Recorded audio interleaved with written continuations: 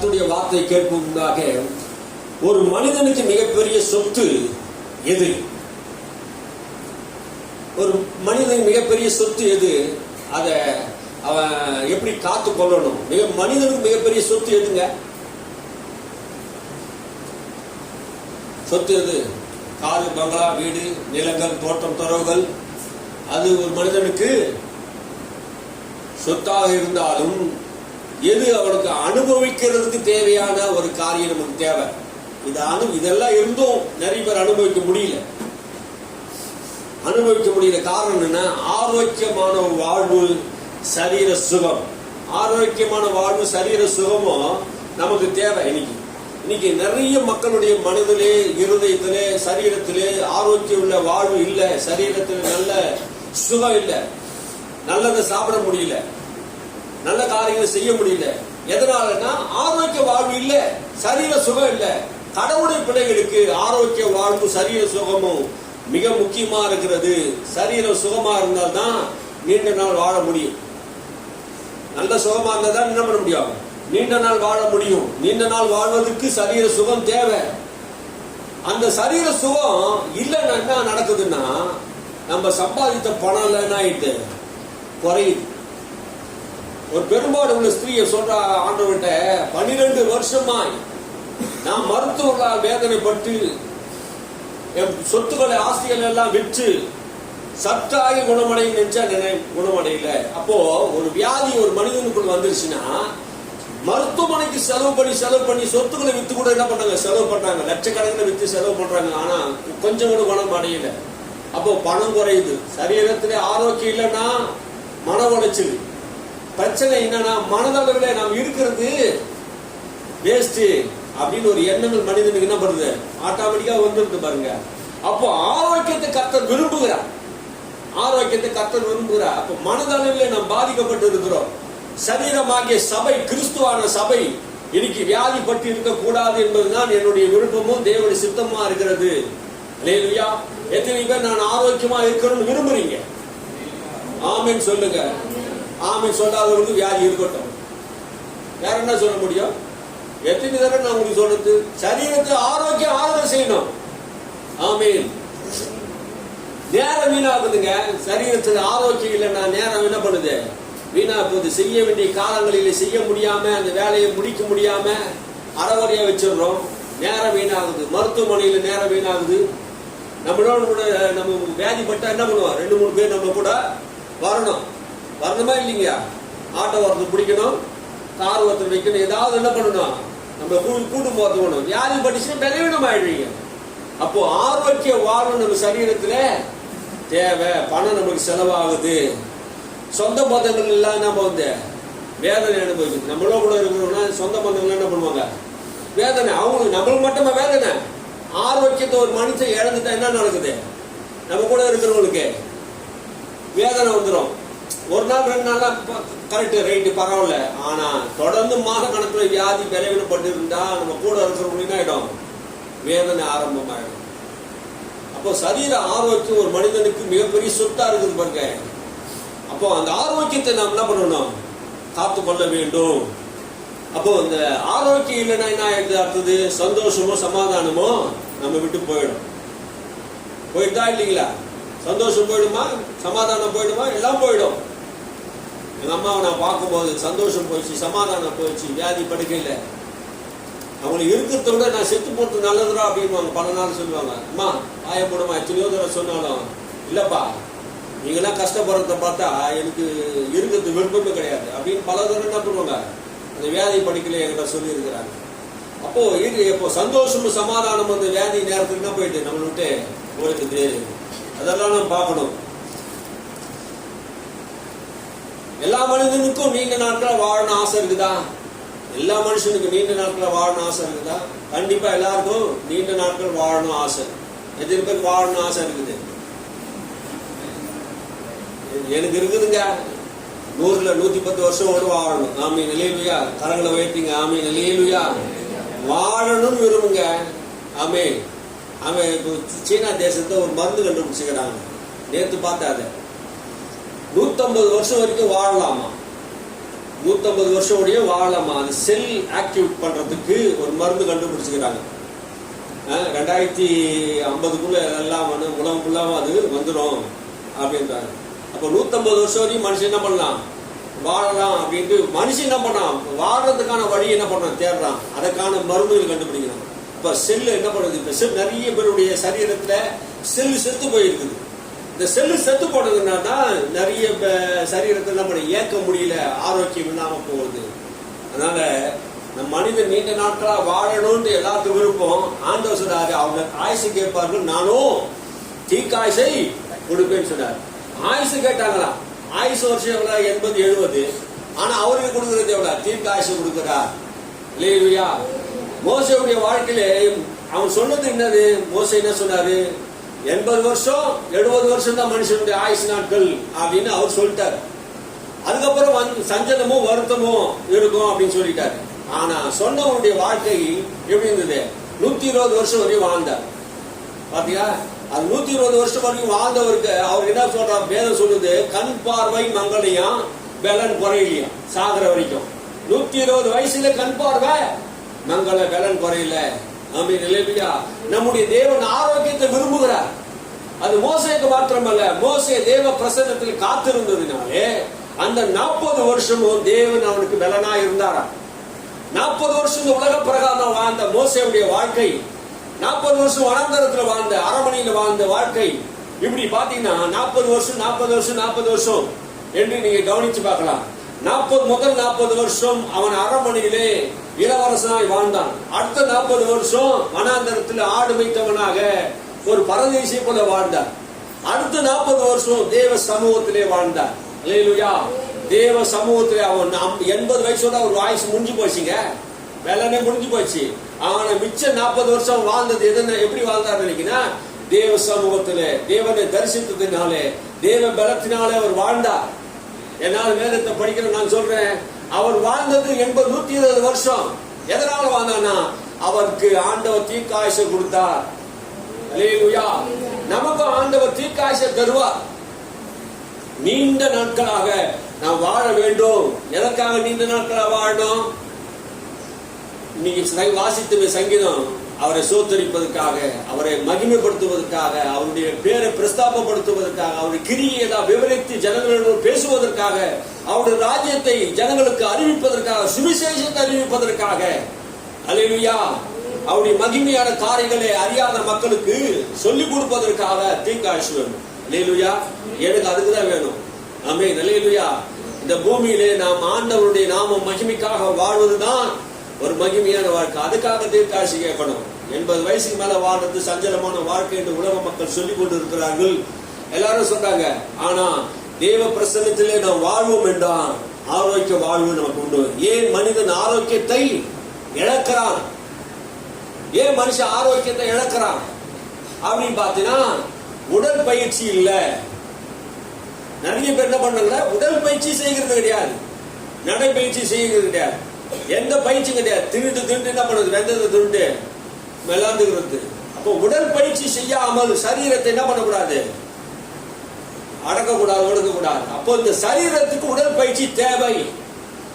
உடல் பயிற்சி தான் நம்ம சரீரத்தை சுறுசுறுப்பா வைக்கணும். நீண்ட நாட்களாக வாழணும் விரும்புற நீங்க என்ன பண்ணணும், உடல் பயிற்சி நமக்கு கண்டிப்பா தேவை. உடல் பயிற்சி, நடப்பயிற்சி நமக்கு தேவை. உடல் உழைப்பு தேவை. நம்ம எவ்வளவுதான் பணம் இருந்தாலும் நம்மளுக்கு என்ன பண்ணணும், உடல் உழைப்பு கண்டிப்பா தேவை. உடல் உழைப்பு இல்லைன்னா நம்மளுக்கு என்ன ஆயிடும், சோம்பல்தனமா ஆயிடும். குனிய முடியாது, நிமிர முடியாது. நிறைய பணக்கார பசங்களாம் பாருங்க, 18 வயசுலயே குனிய முடியல, நிமிர முடியல. அதான் அம்பானியுடைய பையனை பார்த்தீங்களா, இப்படி இருப்பான். அவனால குனிய முடியாது, ஏந்துக்க முடியாது. கல்யாணம் பண்ணிட்டாங்க அவங்களுக்கு. பாருங்க, அவனால ஒரு வேலையும் செய்ய முடியல. ஏன்னா கேட்டதெல்லாம் கிடைக்குது, உட்காந்த இடத்துல அவனுக்கு எல்லாம் கிடைக்குது. உடல் உழைப்பு இல்ல. நிறைய பேருக்கு உடல் உழைப்பு இல்ல. ஆரோக்கியத்தை இழந்தது காரணம் ஒண்ணு உடல் பயிற்சி இல்ல, இன்னொன்னு என்ன பண்றது இல்ல, நல்ல உடல் உழைப்பு மனிதனுக்கு இல்ல. நாம நல்ல உடல் உழைப்பு இருக்கணும், நல்ல ஆரோக்கியமான உணவு இருக்கணும். ஆரோக்கியமான உணவு இருக்கணும். ஆரோக்கியமான உணவு என்ன நினைக்கிறீங்க? தண்ணி நல்ல ஆரோக்கியமான உணவுங்க. இது எங்க காசு கொடுத்து வாங்க வேண்டியது, காத்து இலவசமா கொடுத்துருக்கிற. நீங்க ஒரு நாளைக்கு தண்ணீர் எப்படி குடிக்கணுமா, 3 லிட்டர் குடிக்கணும் ஒவ்வொரு ஆளும். நல்லா எனர்ஜி இருக்கிறது இருக்கு தெரியுமா? தண்ணி தாங்க. நான் படிச்சுட்டேன், ஆரோக்கியத்தை பத்தி நான் படிச்சேன். ஒரு கிளாஸ் போய் ஒரு 6 மாசமா படிச்சோம். அப்போ தண்ணி ஒரு மனுஷன் நல்லா குடிக்கும் போது சரீரத்துக்கு நல்ல ஆரோக்கியம் இருக்குது. கிட்னி நல்லா வேலை செய்யும், ரத்தம் நல்லா ஓடும், நல்லா லெகுவா இருக்கும், ரத்தம் ஓடும். அப்போ ஒரு மரத்துக்கு தண்ணி எப்படி முக்கியமோ ஒரு மனிதனுக்கு அவ்வளவு தண்ணி முக்கியம். தண்ணி என்ன பண்ணணும்? நல்லா குடிக்கணும். நல்ல தண்ணி என்ன பண்ணணும்? குடிக்க நல்லா ஆரோக்கியமா வாழணும். தண்ணி குடிக்க மாட்டாங்க சில பேர், தண்ணி குடிக்க மாட்டாங்க. ஒரு நாளைக்கு 1 லிட்டர் குடிக்கிறது என்ன பண்ணுது? அதிசயமா இருக்குது. தண்ணிக்கு எத்தனை பேர் தண்ணி குடிக்கிறீங்க? தண்ணி குடிச்சா அடிக்கடி யூரின் வரும் அப்படின்னு. தண்ணி அப்படி குடிக்கூடாது, ஒரு சிப்பா குடிக்கணும். வாய் வச்சு என்ன பண்ணணும்? அப்படி குடிக்கணும். அப்படி குடிச்சா என்ன பண்ணும்? உடம்புல எல்லாம் கழிவும் அந்த தண்ணி மூலமா ரத்த கழிவு சுத்திகரிக்குது. நீ ஆரோக்கியமா வாழ்றதுக்கு தண்ணி என்ன பண்ணணும்? நல்லா குடிக்கணும். எத்தனை பேர் தண்ணி குடிக்க போறீங்க? ஆரோக்கிய உணவு சாப்பிடணும். அது நல்ல ஆரோக்கியமான உணவுனா இன்னைக்கு நிறைய ஆரோக்கியமான உணவே இல்லை. ஆனா வேதம் சொல்றது அப்பத்தையும் தண்ணீரையும் ஆசீர்வதித்து வியாதியை உணவு விட்டு விளக்குவே. அப்போ இன்னைக்கு ஆரோக்கியமான உணவுன்னு பார்த்தா எந்த பழத்திலையும் காய்கறிகளும் கூட என்ன பண்ணிடுறாங்க? கலப்படம் கலந்துறானுங்க. இன்னைக்கு இருக்க தக்காளி பார்த்தியா தோல் எப்படி இருக்குதுன்னு. ஒரு மாசம் 10 நாள் 20 நாள் ஆனாலும், ஏன் ஒரு 6 மாசம் ஆனாலும் அந்த தக்காளி அழுகிறது கிடையாது. பார்த்துக்கிறீங்களா? அப்போல்லாம் தக்காளி தொட்டா என்ன பண்ணும்? உடனே ஓட்ட விடும். 2 நாள் 3 நாள் இருந்தாலும் பெரிய விஷயமா இருக்கும். இப்ப தக்காளி எத்தனை மாதங்கள் இருந்தாலும் இன்னைக்கு என்ன பண்ணல, கெடுவதில்லை. காரணம் என்ன? மருந்து. மனுஷன் அதை கெட்டு போயிடக்கூடாது அப்படின்னு சொல்லிட்டு என்ன பண்ண, அது கெமிக்கல் உருவாக்கி கடவுள் படைச்சது நல்லதா படைச்சாரு. ஆனா மனுஷன் என்ன பண்ணிட்டான்? அவனுடைய அறிவுக்கு தகுந்த மாதிரி, அவன் மூளைக்கு தகுந்த பணம் சம்பாதிக்கணும்னு சொல்லிட்டு இந்த பொருள் எப்படி கெட்டு போகாம என்ன பண்ணணும்? நீண்ட நாட்களா இருக்கணும், இதை வச்சு நம்ம பணம் சம்பாதிக்கணும்னு சொல்லிட்டு ஆரோக்கியம் அல்லாத ஒரு பொருள் என்ன பண்ணான் மனுஷன் மருந்து போட்டு விளை வைக்கிறான். அதை நம்ம சாப்பிட்றதுனால நமக்கு என்ன பண்ணுது? வியாதி விளைவினங்கள் வர்றதுக்கு வாய்ப்பு இருக்குது. அதனாலதான் நம்ம ஜெபம் பண்றோம். எதுக்காக ஜெபம் பண்ணணும்? சாப்பாடு வந்தோடனே அப்பத்தையும் தண்ணீரையும் வச்சு என்ன பண்ணணும்? ஆசீர்வதிக்கணும். ஆமே, வியாதி வராத இருக்கணும்னா சாப்பாடு வச்சு வரும்போது சாப்பாடு என்ன பண்ணணும்? சோத்திரம் ஆண்டவரே, நீ இந்த ஆகாரத்தை கொடுத்ததுக்காக சோத்திரம். இதை புசிக்கும் போது எனக்கு சரீரத்தில் ஆரோக்கியம் பலனும் சரியான விட்டமினும் எனக்கு இயேசு நாமத்தை உண்டாகட்டும் சொல்லி என்ன பண்ணணும்? ஆசீர்வதித்து சாப்பிடணும். நிறைய பேர் சாப்பிட்டா ஜீரணமே ஆகாது. நிறைய பேர் சாப்பிட்டா ஜீரணமாகாது. எதை சாப்பிட்றதுன்னு தெரியலையே. கல்ல சாப்பிட்டா கூட ஒரு நாள் ஜீரணமாச்சு. இன்னைக்கு என்ன பண்ண, இட்லி சாப்பிட்டா கூட ஜீரணமாகலின்ற ஒரு பிரச்சனை வருது சரீரத்தில். அதனால ஆரோக்கியம் ரொம்ப முக்கியம் பாருங்க.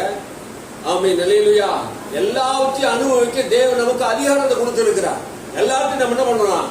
சாப்பிடலாம். அப்போ நல்ல சாப்பாடு கூட சாப்பிட முடியாத சரீரங்கள் நம்ம சரீரத்தில் இருக்குமானால் அது வேதனை தான் பாருங்க. எல்லாம் இருந்து எதையுமே சாப்பிட முடியாத ஒரு வாழ்க்கை ஒரு மனிதனுக்கு இருக்குமானால் அதுவும் பெரிய இழப்பு தான். அதனால ஆரோக்கிய வாழ்வு நமக்கு உடல் ரொம்ப முக்கியம். ஆரோக்கியமான தண்ணீர் வேணும் நமக்கு. ஆரோக்கியமான சமுதாயம் இன்னைக்கு இல்லை. சமுதாயத்துல நம்ம என்ன பண்ணல, ஆரோக்கியம் கிடையாது. என்ன ஆரோக்கியம் கிடையாது?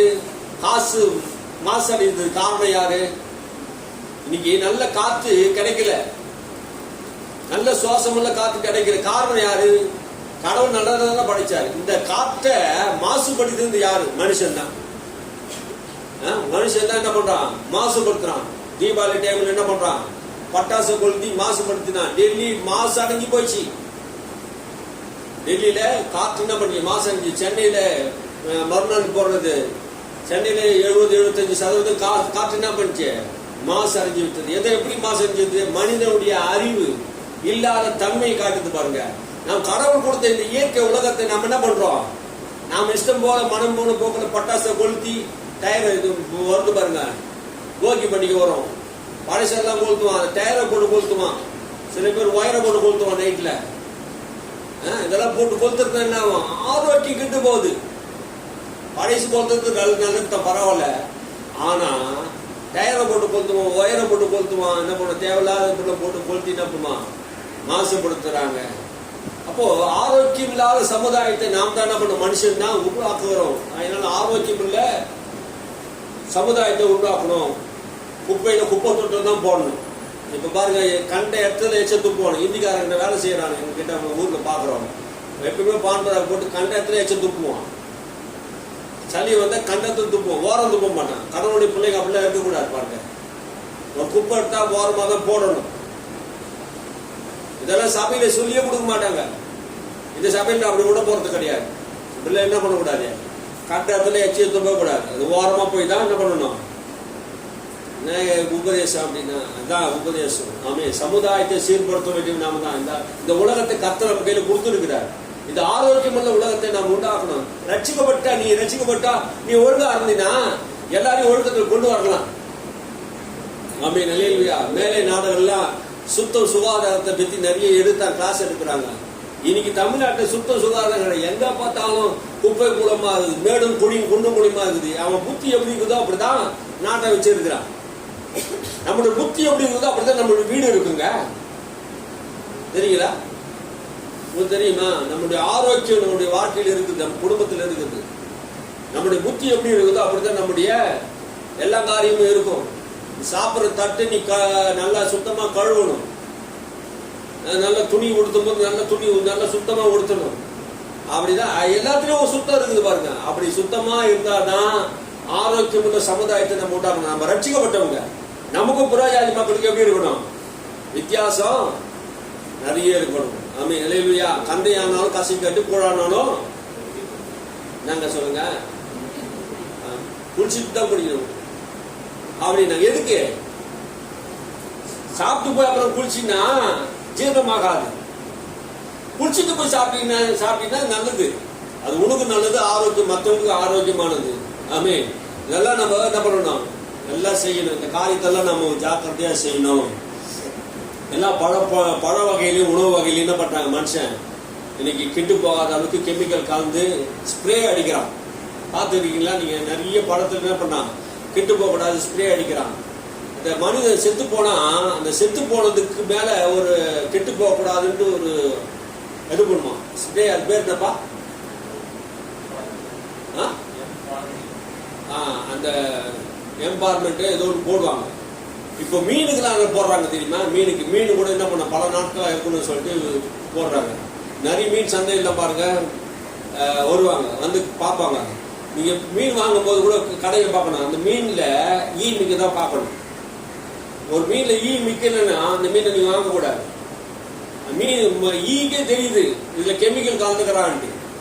நமக்கு தான் என்ன பண்ணல தெரிய மாட்டேங்குது. ஒரு ஜென்ரல் நாலேஜ் நமக்கு வேணுங்க. மீன் வாங்க சொல்ற நான் போவேன், மீன் கடைக்கு போனா கூட என்ன பண்ணுவோம், அந்த மீன் கெமிக்கல் கலந்துக்கு தான் கலக்கலையாட்டு நான் நின்று இடத்துல பார்த்து சொல்லுவேன், இது வானான்னு சொல்லிட்டு வந்துடுவேன். மீன் ஃப்ரெஷ்ஷாக இருக்கிற மாதிரி தெரியும், ஆனால் அது கெமிக்கல் கலந்துருக்கும். அதை சாப்பிட்றதுனால என்ன வரும்? கேன்சர் வருதான், நிறைய வியாதி வருது. அப்போ நிறைய பொருட்கள்னால நம்மளுக்கு வியாதி வருது. அதெல்லாம் நம்ம என்ன பண்ணணும்? பாதுகாக்கணும். கர்த்தர் ஆரோக்கியத்தை தருகிறார், ஆரோக்கியத்தை விரும்புகிறார். மனிதன் என்ன பண்றான்? துரிதமாய் சம்பாதிப்பதற்காக இந்த காரியங்கள்லாம் செய்யறான். ஏன் இந்த காரியத்தை செய்யறாங்கன்னா துரிதமா சீக்கிரமா என்ன பண்ண பணக்காரன் ஆயிடணும் அப்படின்னா. அப்ப எல்லாருடைய வாழ்க்கையும் அழித்து விட்டு என்ன பண்ணா பணம் சம்பாதிக்கணும், நான் மட்டும் வாழணும் என்று ஒரு கும்பல் உலகம் முழுவதும் இருக்குது. சமுதாயத்தில் இன்னைக்கு அப்படிப்பட்ட மக்கள் இருக்கிறாங்க. நல்ல பொருளை விற்பதற்கு மனிதனுக்கு எண்ணம் கிடையாது. நல்ல பொருள் உணவுப் பொருள் தருவதற்கு எண்ணம் கிடையாது. காரணம் என்னன்னா அதை வித்தா நமக்கு நஷ்டம் வரும் அப்படின்னு மனுஷன் நினைக்கிறேன். ஆகினாலே நாம என்ன பண்ணோம்? தொழில கூட நம்ம என்ன பண்ணோம்? முன்னேறி வரணும். நல்ல உணவுப் பொருள் மக்களுக்கு தரணும். நல்ல சுவை வருவதற்கு என்ன பண்றோம்? பிரியாணியில அஜினாமோட்டா போட்டுடலாம். நல்லா கொஞ்சம் அஜினாமோட்டா 50 கிராம் 100 கிராம் போட்டா என்ன ஆகும்? நல்லா சுவையா இருக்கும். ஆனா என்ன ஆகும்? தாகம் எடுக்கும், கிட்னி போயிடும். நம்மளோட ஸ்கின் ப்ராப்ளம் வரும், இதெல்லாம் வரும் பாருங்க. ஆகினாலே நம்ம என்ன பண்ணணும்? நம்மளுக்கு ஆகாரம் வரும்போதெல்லாம் நம்ம என்ன பண்ணோம்? இந்த தீமையிலிருந்து காக்கிறவர் கர்த்தர் ஒருவர் தான் காக்க முடியும். இதெல்லாம் நமக்கு தெரியுமா? யார் என்ன செய்தா நமக்கு தெரியுமா? இது நம்ம படிச்சோ ஏதோ தெரியுது. ஆனா நமக்கு தெரியாதது எவ்வளோ, கண்ணுக்கு தெரியாதது எவ்வளவோ இருக்குது, தீமை இருக்குது. அந்த தீமையிலிருந்து காக்கிறவர் யாரு? கர்த்தர். அல்லேலூயா. அப்போ அந்த தீமையிலிருந்து கர்த்தர் நம்மை காக்கிறவரா இருக்கிறார். இந்த மனிதன் ஆரோக்கியத்தை இழந்து என்ன பண்றான்? வாழ்நாள் முழுவதும் 60 வயசு வரைக்கும் மனுஷன் என்ன பண்றான்? பணத்துக்காக சம்பாதித்து என்ன பண்றான்? ஓடுறான். பணத்துக்காக ஓடுறான். பணத்துக்காக சம்பாதிக்கிறான். இரவு பகல் சம்பாதிக்க எதுக்கு? என் பிள்ளைகள் நல்லா இருக்கணும், எல்லாரும் நல்லா இருக்கணும் அப்படின்னு நினைக்கிறான். ஆனா அவன் அந்த மனிதன் சரீர சுகத்தை இழந்துருந்தான். சரீரத்தை ஒரு சின்ன பிரச்சனை வந்தாலும் அவன் கவனிக்கிறது இல்லை. ஒரு நாள் லீவ் போட்டா கூட என்ன பண்றான்? லீவ் போட்டா கூட சம்பளம் போயிடும், என் பிள்ளைய எப்படி காப்பாத்துறது அப்படி எப்படின்னு. சரீரம் நல்லா ஆரோக்கியமா இருந்தா தானே என்ன வாழ்நாள் நீடித்து இருக்கும், நல்லா இருக்க முடியும், நல்லா சாப்பிட முடியும். ஆனா சரீரத்துல ஆரோக்கியம் இல்லாமல் வாழ்றான், நீண்ட நாட்களா வாழணும்னு நினைக்கிறவங்க அந்த சரீரத்தை குறித்து என்ன பண்ணுவான்? கவனம் செலுத்தணும். ஒரு ஐஎஸ் அதிகாரி சொன்னார், கலிமுத்து ஒருத்தர் சொன்னாரு, கிரவுண்ட்ல 1 மணி நேரம் அவன் இல்லைன்னா மருத்துவமனையில பல மணி நேரம் அவன் இருக்க வேண்டியது இருக்கும் அப்படின்னாரு. அப்போ கிரவுண்ட் என்ன சொல்றாரு? விளையாட்டு மைதானம். அப்போ கிரவுண்ட்ல நம்ம உடற்பயிற்சி நம்ம செய்யலன்னா மருத்துவமனையில் என்ன பண்ணணும்? நிறைய நேரம் நம்ம செலவழிக்க வேண்டிய சூழ்நிலை நம்ம இருக்கும். அப்போ ஆரோக்கியத்தை இழக்கிறது எதுனா சரீரத்திலே நல்ல உடற்பயிற்சி இல்லை, நல்ல நடைப்பயிற்சி இல்லை, நல்ல உணவு பழக்கம் இல்லை. இதெல்லாம் நம்ம என்ன பண்ணணும்? முயற்சி செய்யணும். நல்ல தண்ணி குடிக்கணும், நம்ம சரீரத்துல உடற்பயிற்சி பண்ணணும். நம்மளுக்கு ஆரோக்கியம் முக்கியம். நான் நீண்ட நாட்கள் வாழணும், நான் சந்தோஷமா இருக்கணும், சமாதானமா இருக்கணும், என் பணத்தை விரயம் பண்ணக்கூடாது, என் நேரத்தை விரயம் பண்ணக்கூடாது, மற்றவங்களுக்கு நான் கஷ்டத்தை கொடுக்க கூடாது, என் சந்தோஷத்தை நான் எல்லாரோட பகிர்ந்து கொள்ளணும். எனக்கு ஒரு கஷ்டம், நான் என் கூட இருக்கிறவங்க கஷ்டப்படுவாங்க என்ற எண்ணம் நமக்கு வேணும். புரியுதுங்களா? இந்த எண்ணம் இருந்துட்டா என்ன பண்ணுவோம்? நம்ம ஆரோக்கியத்தை விரும்புவோம். ஆரோக்கியத்தை நிறைய விரும்புறது இல்லைங்க. சபையில ஆரோக்கியத்தை விரும்புங்க. அல்லேலூயா. நீ விரும்புறதை கர்த்தர் உனக்கு தருவார். நீ நல்ல சரீரத்தோடு வாழணும், நல்ல சுகத்தோடு வாழணும், நீண்ட நாட்களா வாழணும். அல்லேலூயா. எதற்கு வாழணும் நம்ம முன்னாடியே சொல்லிட்டேன். அல்லேலூயா. அப்போ நீ துன்மார்க்கமா வாழ்வதற்காக ஆண்டவர் என்ன பண்ணல? நிறைய பேர் குடிச்சு என்ன பண்ணுவான்? கல்லீரல் லிவர்லாம் போயிடுது. நேற்று ஒருத்தர் என்கிட்ட டைல்ஸ் வேலை செய்தார். அவரு என்ன பண்ணாரு? என் ஆன்ஸ் என்ன பண்ணாரு? போட்டாரு. அவன் நண்பன் தான் ரட்சிக்கப்படுறதுக்கு முன்னாடி அதை வாங்கி தூக்கி அடிச்சேன். நேற்று எப்படிதான் வேண்டா, என் முன்னாடி தான் சாப்பிட்றா, நீ நீண்ட நாட்கள் வாழணும்டா, ஏன்னா இது மாதிரி குடிக்கிறது சாப்பிட்றேன்னா வாங்கி தூக்கி அடிச்சேன். தூக்கி அடிச்சுட்டாடி 60 ரூபாடா. அது குப்பையில போட்டு மறுபடியும் என்ன பண்றான்? எடுத்துட்டு வந்து மறுபடியும் எதில் போடுறான். என்ன பண்ண முடியும்? நான் அவனுக்கு சொல்லதான் முடியும், ஏதோ புத்திமதியாக சொல்ல முடியும். ஆனால் என்ன பண்ண மறுபடியும் அவங்க அதை பிடிக்கிறாங்க. ஏன்னா அதுக்கு அடிமையாயிட்டாங்க. அதை போறதுனால என்ன ஆகும்? கேன்சர் வரும், பிரச்சனை வரும். அவனுக்கு தெரியுது, அந்த வரட்டும் போற சீக்கிரம் அப்படின்றாங்க. அப்போ அவங்க ஆரோக்கியத்தை விரும்பல, நீண்ட நாட்கள் என்ன பண்ணல, விரும்பல. அதனால நான் என்ன சொன்னேன்? ஆரோக்கியத்தை விரும்பணும். அப்ப பணம் சம்பாதிப்பதற்காக 60 வருஷம் உழைக்கிறாங்க. ஆனா டெய்லியும் 1 மணி நேரம் அவங்க உழைச்சிருந்தா சரீரத்தில் ஆரோக்கியம் இருந்திருக்கும். 60 வருஷம் உழைக்கிறாங்களே, 1 மணி நேரம் சரீரத்துக்காக அவங்க உழைச்சிருந்தா 40 வயசு மேல நாய்படாது பாருன்னுவாங்க உலக மக்கள். 40 வயசு மேல ஆயிடுச்சு வியாதிலாம் வந்துடும். எப்படி வியாதி வந்துட்டீங்கன்னா இவங்க வாயினால் தான் வியாதி வருது. 40 வயசு ஆகிட்டு உனக்கு வியாதி வந்துடும் சொன்னா நீ சொன்னபடி தான் ஆக போகுது. அப்ப நம்மளுடைய வாய் என்ன பண்ணல, சரியில்லை. வாய் நம்மளுக்கு என்ன பண்ணணும்? சரி பண்ணணும். ஆமே. வாய் சரி பண்ண முடியல. ஒரு அம்மா நேற்று சேனல்ல பார்த்தேன். நம்ம இவ்வளவு குண்டா இருந்தாங்க. டாக்டர் சொன்னாரு, ஒரே விஷயம்தான், உங்க உடம்பு குறையுது, ஒரே விஷயம்தான். எதை கேட்டாலும் இப்படிதான் சொல்லணும் அப்படின்னாங்க. எதை கேட்டாலும் இப்படிதான் சொல்லணும், இதுதான் எக்ஸசைஸ் அப்படின்னா. என்ன கேட்டானா, சாப்பாடு வேணுமா, வானான்னு சொல்லணும். அது கேட்டா வானான்னு சொல்லணும். அந்த அம்மா என்ன சொல்றது? இல்ல இப்படி சொல்றதுதான் எனக்கு ஈஸியா இருக்குது அப்படின்னு. குறையாதுப்பா. வாயை கட்டாதவன் எப்படி வயிற்று கட்ட முடியும்? அப்போ வாயை திறந்து என்ன பண்றான்? வாயினால என்ன வருது? சரீரத்துக்கு பிரச்சனை வருது. வாயின் வார்த்தையினால வாழ்க்கையில பிரச்சனை வருது. அப்போ ஒருத்தர் சொன்னாரு, உப்பு இல்லாத பண்டம் குப்பையில அப்படின்னாங்க. ஒருத்தர் சொன்னாரு, அவர் உப்பு வியாதி வந்துச்சு, உப்பு இல்லாத பண்டம் குப்பையில இல்லையா தொப்பையில அப்படின்னு. என்ன ஆகி போச்சுன்னா உப்பு வியாதி அவருக்கு. அதுக்கு ஒருத்தர் பதில் சொன்னாரு, சொரக்கால உப்பு இல்லை அப்படின்னாரு. என்ன சொரக்கால உப்பு இல்லைன்னு சொல்றேன்னா, சொரக்கா சாப்பிட்டா உப்பு வியாதி போயிடும். இதெல்லாம் தெரியுமா உங்களுக்கு? பழமொழி கூட நல்ல பழமொழிலாம் இருக்குது. சொரக்கால உப்பு இல்லை. அப்போ சொரக்காவை சாப்பிட்டா போதுல உப்பு இருக்காது. அப்போ நீங்க கவனிங்க, ஆரோக்கியமுள்ள வாழ்க்கையை வாழனா நல்ல கீரைகள்லாம் சாப்பிடணும், நல்ல கீரையை சாப்பிடணும், நல்ல பழங்களை சாப்பிடணும். ஒரு நாளைக்கு ஒரு பழமாவது சாப்பிடுங்க, ஒரு வாழைப்பழமாவது சாப்பிடுங்க. வாழைப்பழத்தை ஆண்டு விட்டமின் வச்சிருக்கிறார். நீங்க சாப்பிடுங்க, நல்லா ஆரோக்கியமா வாழுங்க. அதுதான் நான் என்னுடைய விருப்பம். உனக்கு எவ்வளவு நான் பிரசங்கம் பண்ணாலும் வசனங்கள் சொன்னாலும் நீங்க என்ன பண்ணணும்? நீங்க இதையும் அதையும் கலந்து என்ன பண்ணணும், செய்யணும். அல்லேலூயா. ஒரு பிரசங்கத்தை மட்டும் நான் உனக்கு பண்ணிட்டு போயிட்டா ஆரோக்கிய வாழ்வத்தை பத்தி நான் எப்படி சொல்றது? இப்போ இதுதான் உங்களுக்கு கொடுக்கப்படுது. அப்போ பணத்தை சம்பாதிச்ச மாதிரி நிறைய பேர் என்ன பண்ண 60 வருஷ காலம் வாழ்ந்து சரீரத்தை ஆரோக்கியத்தை எழுந்து 60 வருஷமா சம்பாதித்த பணத்தை 60 வயசுக்கு மேல என்ன பண்றாங்க? டாக்டரிடம் கொடுத்து என்ன பண்றாங்க? வியாதி வந்துச்சு. அதனால என்ன ஆகுது? பிரச்சனைகள் தான் சரீரத்துல நமக்கு பிரச்சனை தான். இன்னைக்கு சமுதாயத்தில் இருக்கிற பிள்ளைங்க, வாலிப பிள்ளைங்க, முதியோர்கள் செய்யற தப்ப நீங்க என்ன பண்ணக்கூடாது, செய்யக்கூடாது. அவங்களுக்கு அன்னைக்கு சொல்லிக் கொடுக்கறதுக்கு ஆள் இல்லை, ஆரோக்கியத்தை சொல்லிக் கொடுக்கறதுக்கு ஆள் இல்லை. அதனால அவங்க என்ன பண்ணிட்டாங்க? சரீரத்தை விட்டுட்டாங்க. இன்னைக்கு உங்களுக்கு சரீரத்தை குறித்து சொல்லணும். ஏன்னா நான் நிறைய பேரை பாக்குறேன், நிறைய சமுதாயத்தை பாக்குறேன். நிறைய பாஸ்டர் கூட சரீரத்தில் சுகத்தை இல்லாம இருக்கிறாங்க, வியாதியா இருக்கிறாங்க, பலவீனமா இருக்காங்க. அதனால டெய்லி நீங்க என்ன பண்ணுங்க? வாக்கிங் போங்க, பண்ணுங்க, ஏதாவது செய்யுங்க. அதே நேரத்தில் கர்த்தருடைய வார்த்தை என்ன பண்ணுங்க? விசுவாசிங்க. கடைசி நேரத்தில் நாம் இருக்கிறோம். இழந்து போனதை இயேசு மறுபடியும் என்ன பண்ணுவாரு? திரும்பவும் தருவார். நீ இழந்து போன ஆரோக்கியம், நீ இழந்து போன சரீர சுகம், இழந்து போன எல்லா சந்தோஷம் சமாதானத்தையும் திரும்ப தருவார். எப்படி தருவார்? ஆண்டவர்னா அவராலே எல்லாம் கூடும். ஆமென். கர்த்தராலே கூடாத காரியம் ஒன்றும் இல்லை. ஆண்டவர் எல்லாவற்றையும் செய்வார். பூமியிலே மத்திய சொன்னாரு, இயேசு சொன்னாரு, அது 18ஆம் அதிகாரம் 19ஆம் வசனம். ஒரு மனுஷன் பூமியிலே நீங்க எதை கேட்டாலும் அதை என்ன பண்ணுவாரா? அதை அவர் உங்களுக்கு தருவார். எதை கேட்டாலும் தருவார். வாசிங்களா 18-19. பூமியில நீங்க மனுஷன் எதை கேட்டாலும் எந்த காரியத்தை குறித்தாகிலும் அல்லாமலும் உங்களில் 2 பேர் தாங்கள் வேண்டிக் கொள்ள போகிற எந்த காரியத்தை குறித்தாகிலும் பூமியிலே ஒருமனப்பட்டிருந்தால் பரலோகத்தில் இருக்கிற என் பிதாவினால் அது அவர்களுக்கு உண்டாகும் என்று உங்களுக்கு. பூமியிலே 2 பேர் ஒருமனப்பட்டிருந்தால், இந்த பூமியிலே 2 பேர் ஒருமனப்பட்டிருந்தா எந்த காரியத்தை குறித்தாகிலும். பூமியிலே என்று சொன்ன வார்த்தையை நிறைய பேருக்கு புரியல. பூமியில வாழ்வதற்கு தான் ஆண்டவர் பூமியை கொடுத்திருக்கிறார்.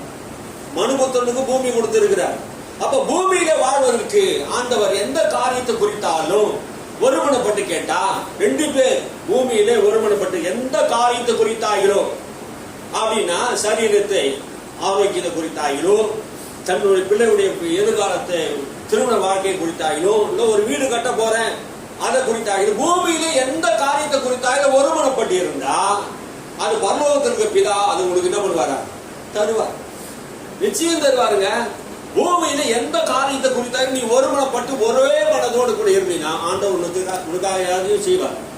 அப்போ நமக்கு என்ன வேணும்? இப்போ பூமியில எந்த காரியத்தை கேட்டாலும் ஆண்டவர் தர வல்லவரா இருக்கிறார். அது பரலோக பிதாவினால் எனக்கு கொடுக்கப்படும். அது என்னுடைய சரீரத்தை சுகத்தை ஆண்டவர் விரும்புகிறார். சரீர சுகம் ஆரோக்கியத்தை தேவன் விரும்புகிறார். சில பேர் சொல்லுகிறாங்க, என் சரீர பலவீனமா இருக்கிறதுக்கு, வியாதியா இருக்கிறதுக்கு நிறைய பரிசுத்தவான்கள் வியாதிப்பட்டாங்க, பலவீனப்பட்டாங்க, ஆகினாலே தேவ சித்தம் தான் என் வாழ்க்கையில் நடக்கிறது. சில சிபிஎம் காரங்க சொல்றாங்க, வியாதி கூட தேவனுடைய நாமம் மகிமைப்படுது என் சரீரத்துல அப்படின்னு சொல்றாங்க. அது சரியான்னு கேட்டா தப்பு. அப்போ ஒரு மனுஷன் ஆண்டவர்கிட்ட வந்து கேட்கறான், இயேசு கிட்ட வந்து கேட்கறான், நான் வியாதியா இருக்கிறது உமக்கு சித்தம் இல்ல, நான் வியாதி இந்த சுகமாவது உமக்கு சித்தமா? எனக்கு ஆண்டவர்கிட்ட கேட்கறான். நான் வியாதியா இருக்கிறது உமக்கு சித்தம் இல்ல. அவன் என்ன சொல்ற? குஷ்டரோகி ஒருத்தன் வந்து ஆண்டவர்கிட்ட என்ன சொல்றான்? குஷ்டரோகி அவன், ஆண்டவரே உமக்கு சித்தமானால் என்ன சுத்தமாக்கும். ஆண்டவருக்கு சித்தமா? சித்தமா சித்தம் இல்லையா? அவர் என்ன பதில் சொன்னார்? இயேசு என்ன சொன்னாரு? அப்ப ஆண்டவர்கிட்ட வந்து கேட்கிறான், ஆண்டவரே உங்களுக்கு விருப்பமா? நான் சுகமாவது உங்களுக்கு விருப்பமா? விருப்பம் இல்லையா? அப்ப ஆண்டவருடைய விருப்பம் என்ன? நீ சுகமா இருப்பதுதான் ஆண்டவருடைய விருப்பம். ஆமே. நீ வியாதியா இருப்பது, பலவீனமா இருப்பது தேவனுடைய விருப்பமே கிடையாது. அப்போ ஆண்டவர் என்ன சொன்னாரு? எனக்கு சித்தம் உண்டு, நீ என்ன பண்ணு? சுத்தமாகு. அப்போ தேவனுடைய சித்தம் நீ சுத்தமாக வேண்டும் என்பதுதான் தேவனுடைய சித்தமா இருக்கிறது. அல்லேலூயா. அப்போ அவனை தொட்டு என்ன பண்ணாரு? சுகமாக்கிட்டார். அவன் தொடும்போதே அவனுக்கு புரிஞ்சிச்சு. குஷ்டரோகி யாரும் என்ன பண்ண மாட்டாங்க? தொட மாட்டாங்க. அவன் தீர்த்து உள்ளவன், அருவருப்பானவன், அவன் பாவம் நிறைஞ்சவன், பாவத்தினால அந்த வியாதி வந்தது எண்ணினார்கள் அன்னைக்கு இருந்த மக்கள் எல்லாம். ஆனா ஆண்டவர் என்ன பண்றாரு? அவனை தொடர்றாரு. ஆண்டவருடைய விருப்பம் என்ன? அவருடைய விருப்பமே மனிதன் சுகமா இருக்கணும் தான் அவருடைய விருப்பம். வேதத்தில் எப்படிப்பட்ட கேள்வியில் அவன் கேட்காவிட்டா நம்மளுக்கு ஒரு புரியவும் புரியாது. பாருங்க, ஆண்டவர் எனக்கு நான் வியாதியா இருப்பது தேவனுடைய சித்தம் இல்ல. ஆண்டவர் இந்த உலகத்தை படைக்கும் போது எல்லாவற்றையும் நல்லதென்று கண்டார். ஆனா பைபிள்ல வியாதியை தேவன் உண்டாக்கினதாக எங்கேயுமே இல்லை. அப்ப வியாதி எங்க வந்தது? முதல் 2 அதிகாரம் ஆதியாகமம் 2ஆம் அதிகாரம் 1ஆம் அதிகாரம் 2ஆம் அதிகாரத்துல தேவன் எல்லாவற்றையும் படைச்சு நல்லதென்று கண்டார். ஆனா 3ஆம் அதிகாரத்தை மனுஷன் பாவம் செய்ததுக்கு அப்புறம் பாவத்தின் விளைவாக தான் என்ன பண்ணுது? வியாதி, மரணம், சாபம் இதெல்லாம் வருது மனிதனுக்கு. அப்ப காரணம் என்ன? மனுஷனுடைய பாவம் மனிதனுக்கு வியாதியை உண்டாக்குறது. இப்போ பாவம் செய்கிற ஆத்மா சாகும். அப்போ பாவத்தினாலே வியாதி வருகிறது என்பதை நம் வேதம் சொல்லுது. ஆண்டவர்கிட்ட ஒரு மனுஷனை கொண்டு வந்தாங்க. கொண்டு வரும்போது ஆண்டவர் சொன்னாரு, உன் பாவங்கள் மன்னிக்கப்பட்டது, நீ எழுந்து நட என்று சொன்னார். திமிர்வாதக்காரன். திமிர்வாதக்காரன் திமிர் முடிச்சவங்க கிடையாது. ஒரு கையும் காலும் வராத ஆளு. கை கால் வராத ஆளுக்கு அவன் பாவம் செய்ததுன்னா அந்த வியாதி வந்ததுன்னு இயேசுக்கு தெரியுது. ஆனா அங்க இருக்கிறவங்க யாருக்கு தெரியல. பரிசேயர் சதுசேயர் எல்லாம் பாக்குறான், இயேசுவை பாக்குறான். பாவத்தை மன்னிக்கிறது இவர் யார்? எனக்கு பாவத்தையும் மன்னிக்க முடியும், எனக்கு அதிகாரம் இருக்குது. வியாதியை குணமாக்குறது அதிகாரம் இருக்குது. அப்ப வியாதியை குணமாக்குறது உன்னால கண்ணால பார்க்க முடியும், ஆனா பாவத்தை மன்னிக்கிறது உன்னால பார்க்க முடியாது. ஆமே, ஒரு மனுஷனுக்கு பாவம் மன்னிக்கப்படுறது எப்படி பார்க்க முடியும்? அதனால பாவம் மன்னிக்கப்பட்டது என்பதற்கு அடையாளமாக நீ எழுந்து நட என்று சொன்னார். அவன் எழுந்து என்ன பண்ணான்? படுக்கை எழுந்து நடந்தான். ஹல்லேலூயா. வியாதி ஆண்டவர் குணமாக்குறவரா இருந்தார், சுகமாக்குறவரா இருந்தார். ஹல்லேலூயா. அற்புதங்கள் செய்கிறவரா இருந்தார். தேவனுடைய சித்தம் என்னன்னா, இயேசு ஆண்ட வந்த யாவரும் என்ன பண்ணாங்க? சுஸ்தமானார்கள்.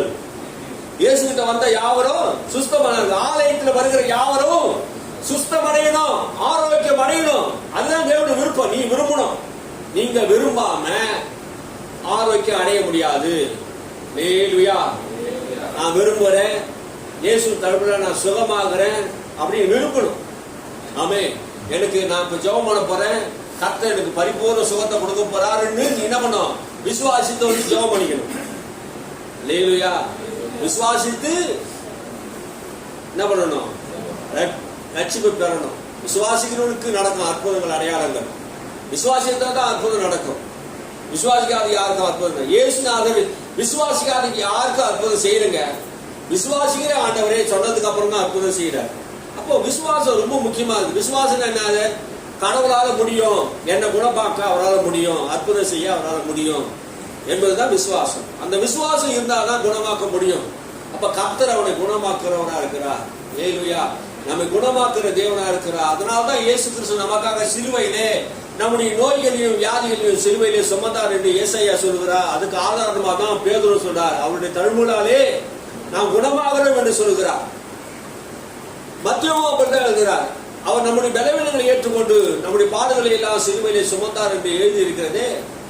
அப்போ நம்முடைய நோய்களையும் நம்முடைய வியாதிகளையும் இயேசு சிலுவையிலே சுமந்தார். எப்போ சுமந்தார்? நாம் பாவம் செய்ததுக்கு அப்புறம் வியாதி பலவீனம் இந்த உலகத்துக்கு வந்தது. அதுக்கப்புறம் இயேசு இந்த உலகத்துக்கு வந்து நம்முடைய பாவங்களையும் பாடுகளையும் சிலுவையிலே சுமந்து, நம் நோய்கள் எல்லாம் சிலுவையிலே சுமந்து அவரே ஏற்றுக்கொண்டு அவர் தாமே நம்முடைய பாடுகளையும் நம்முடைய நோய்களையும் நம்முடைய சாபத்தையும் சிலுவையிலே சுமந்தார். நாம் இனி சுமக்க வேண்டியதில்லை. அவர் சுமந்ததுக்கு அப்புறம் நான் ஏன் சுமக்கணும்? ஹல்லேலூயா. இதுதான் விசுவாசம். இயேசு நமக்காக எல்லாத்தையும் செய்து முடிச்சிட்டார். நோய்களை எல்லாம் நம்மை விட்டு நீக்கிட்டார். வேதம் சொல்றது அப்படிதான். அப்போ ஆரோக்கிய வாழ்வு நமக்கு ரொம்ப முக்கியமா இருக்கிறது. ஹல்லேலூயா. இதுல 2 பிரச்சனை இருக்குது. இப்போ 2 பிரச்சனை. என்ன பிரச்சனை தெரியுமா? இந்த சரீரம் தான் நமக்கு பிரச்சனையா இருக்கு. இந்த சரீரம் ரொம்ப நம்மளுக்கு பிரச்சனையா இருக்குது. நான் விரும்புறது செய்யாம விரும்பாததை செய்யுது. இது பவுலும் சொல்றாருல்ல, நான் விரும்புகிற நன்மை செய்யாமல் விரும்பாத தீமை செய்கிறேன்னா எனக்குள் வாசமா இருக்கிற பாவம். அப்ப நமக்குள்ள இருக்கிற பாவம் என்ன பண்ணுது? நம்ம நன்மை செய்யக்கூடாதபடி என்ன பண்ணுது? தடுக்குது. அப்ப மாம்சத்தின் கிரியை ஆவிக்கு விரோதமா போராடுது, ஆவி கிரியை மாம்சத்துக்கு விரோதமா போகுது. ஒண்ணு என்ன பண்ணுது? போராடுது. இப்போ எனக்குள்ள 2 போராட்டங்கள் இருக்குது. ஒவ்வொரு மனிதனுக்குள்ளும் 2 போராட்டங்கள் இருக்குது. ஒண்ணு, என்கிட்ட காலையில ஆவி போராடுது. என்ன போராடுது? ஆலயத்துக்கு போ, காலையில எழுந்து ஜபம் பண்ணு என்பது ஆவி என்னன்னு போராடுது. மாம்சம் என்ன சொல்லுது? பாட்டெல்லாம் பாடட்டும், அரை மணி நேரம் கழிச்சு போகலாம், என்ன பண்ணலாம், ஒரு டீ அது ஒரு குஷ்டம் வந்துடலாம், இல்லைன்னா என்ன பண்ணலாம், அப்படியே பிராக் பார்த்துட்டு வந்துடலாம், கொஞ்சம் லேட்டாக வரலாம் அப்படின்னு மாம்சம் சொல்லுது.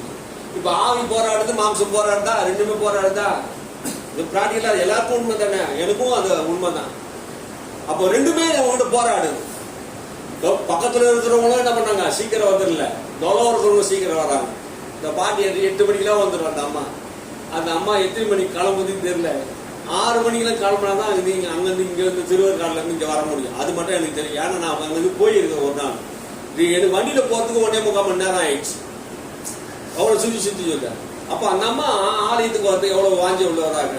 இப்போ இங்கே பக்கத்தில் இருக்கிற ஆலயத்துக்கு வர்றதுக்கு ஆலய பிள்ளைங்க நான் சொல்கிறேன், சீக்கிரத்தை வாங்க. ஆமாம், இல்லையா, சீக்கிரத்தில் வாங்க. ஆலயத்து மேலே வாஞ்சிருக்கிட்ட தாக்கணும். இப்போ மாம்சத்தில் நம்மளுக்கு போராட்டம் இருக்குது, எவ்வளோதானே இருக்குதே.